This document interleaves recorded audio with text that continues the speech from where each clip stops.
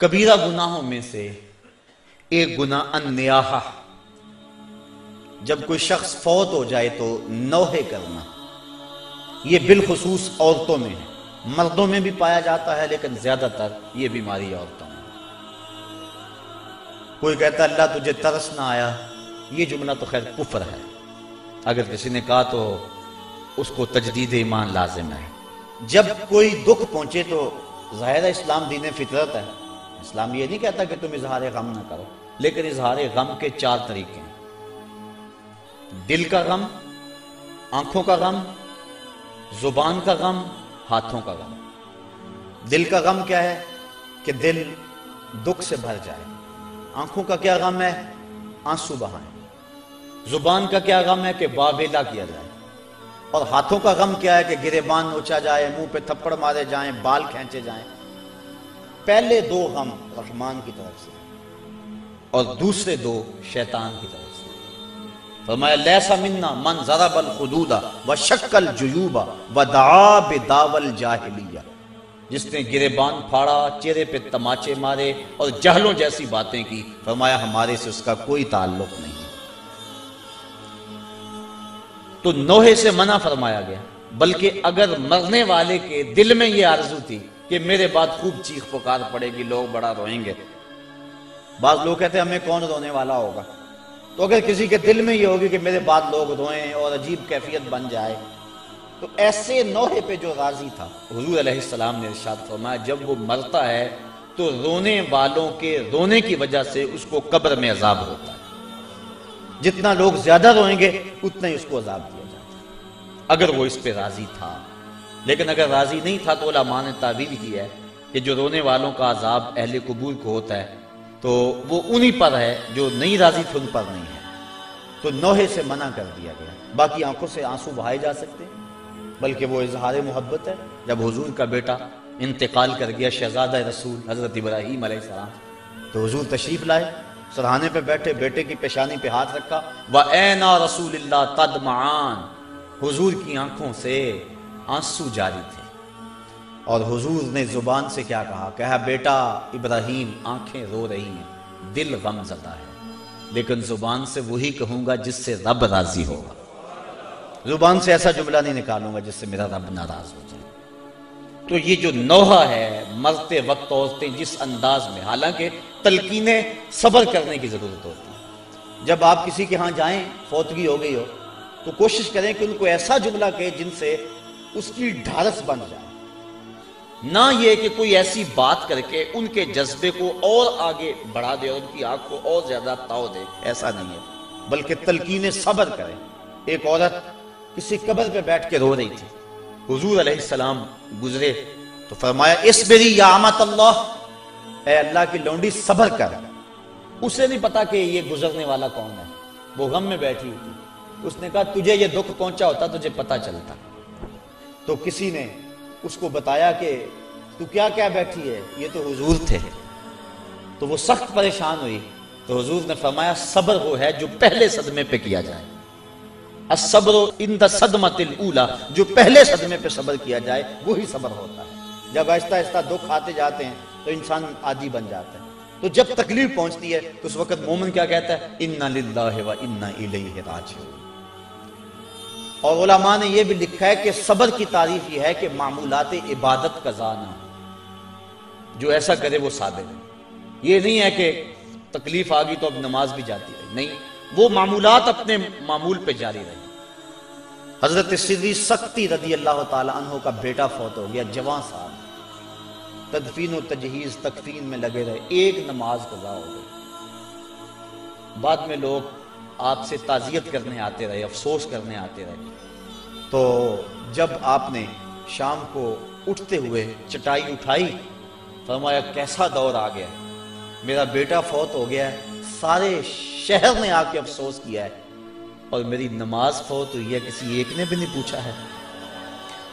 تو معمولات عبادت ان کو برقرار رکھا جائے، یہ صبر ہے۔ تو یہ جو نوحے عموماً عورتیں بالخصوص پڑھتی ہیں، تو بلکہ ایک روایت میں آتا ہے 7 اشخاص ایسے ہیں کہ جب ان کو تم قبر میں دفن کر کے آتے ہو تو ان کا رخ قبلے سے پھیر دیا جاتا ہے۔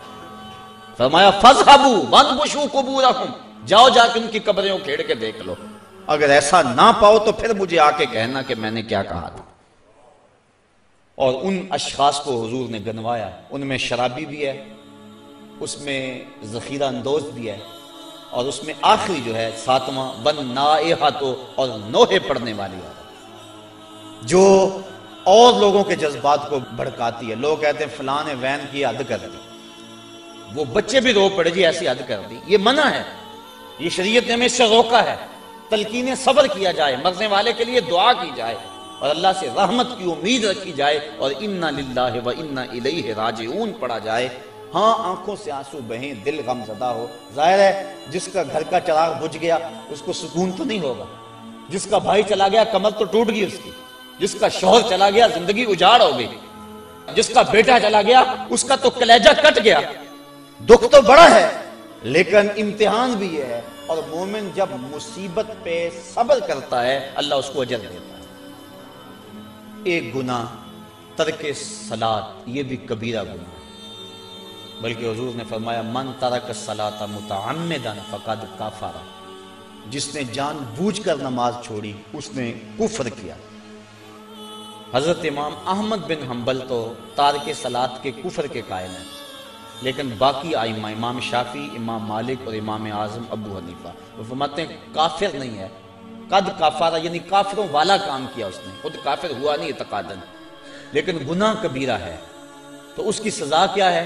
امام مالک اور امام شافعی پھر اس میں اختلاف کرتے ہیں، وہ کہتے ہیں اس کی سزا یہ ہے کہ وہ توبہ کرے ورنہ اس کو قتل کرے، لیکن امام اعظم ابو حنیفہ فرماتے ہیں کہ اس کی سزا یہ ہے کہ اس کو قید کر دیا جائے تاں کہ وہ توبہ کرے اور اس کو پھر حاکم وقت چھوڑے۔ اور حضرت شیخ سعدی فرماتے ہیں بے نمازی کو قرض نہ دو، جو اللہ کا قرض ادا نہیں کرتا تمہارا کیسے ادا کرے گا۔ اور حضرت سلطان باہو علیہ رحمہ آپ فرماتے ہیں کہ بے نمازی سے تو خنزیر بھی پناہ مانگتا ہے۔ اور حضرت غوث اعظم جن کی 11ویں پکاتے ہو، سنو ان کی تعلیمات، وہ کہتے ہیں بے نمازی کو مسلمانوں کے قبرستان میں دفن نہ کرو۔ تو یہ ہے اتنی سخت تہدید ان لوگوں کے لیے جو نماز چھوڑتے ہیں، جو نماز چھوڑتے ہیں لیکن جماعت سے نہیں پڑھتے، ان کے بارے میں یہ تہدید ہے۔ تارک الجماعت ملعون، فرمایا کہ جو جماعت کو ترک کرتا ہے وہ لعنتی ہے، تو جو نماز ہی نہیں پڑھتا ہے تو اس کی کیفیت کیا ہوگی؟ تو ترک صلاۃ سخت جرم ہے، قیامت کے دن کچھ لوگ جہنم کی طرف دھکیلے جا رہے ہوں گے۔ اللہ تعالیٰ قرآن مجید میں فرماتا ہے ان سے کچھ لوگ پوچھیں گے ما سلککم فی سقر، تم جہنم میں کیوں جا رہے ہو؟ تو وہ جواباً کیا کہیں گے؟ لم نک من المصلین، ہم نماز نہیں پڑھا کرتے تھے، یعنی ہمارا جہنم میں جانے کا سبب یہ ہوا کہ ہم نماز نہیں پڑھا کرتے تھے۔ اور صاحبو اللہ کے محبوب کا ایک فرمان سنو اور غور سے سنو، حضور فرماتے ہیں کہ جو بے نماز ہے کل قیامت میں اس کو جس صف میں دشمنان خدا فرعون، حامان، قارون کھڑے ہوں گے، بے نمازی کو صف میں کھڑا کر دیا جائے گا۔ کیا ہم میں سے کوئی گوارا کرتا ہے کہ دشمنان خدا کی صف میں کھڑے کر دیے جائیں؟ اگر نہیں گوارا کرتے تو عزم کریں کہ آج کے بعد نماز نہیں چھوڑیں گے۔ صرف رمضان میں فرض نہیں ہے، رمضان المبارک کے علاوہ بھی نماز فرض ہے۔